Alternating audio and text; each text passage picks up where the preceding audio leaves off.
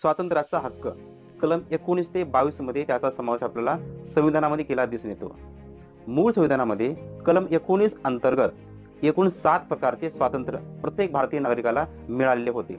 परंतु 1978 मध्ये 44वी घटना दुरुस्ती करून त्यामधील संपत्तीचा मूलभूत हक्क हे काढून घेऊन तो अधिकार कायदेशीर हक्क म्हणून कलम 300 अ मध्ये त्याचा समावेश करण्यात आला. त्यामुळे प्रत्येक भारतीय नागरिकाला पुढील 6 प्रकारचे स्वातंत्र्याचा हक्क मिळालेला आपल्याला दिसून येतो. त्यापैकी पहिला आहे भाषण व अभिव्यक्ती किंवा मत प्रदर्शन करण्याचे स्वातंत्र्य, शांततापूर्वक व निशस्त्र एकत्रित येण्याचे स्वातंत्र्य, संघटना व संघ स्थापन करण्याचे स्वातंत्र्य, भारतामध्ये कुठेही मुक्तपणे संचार करण्याचे स्वातंत्र्य, भारतामध्ये कुठेही राहण्याचा किंवा स्थायिक होण्याचे स्वातंत्र्य, तसेच आपल्या आवडीनुसार कुठलाही व्यवसाय, रोजगार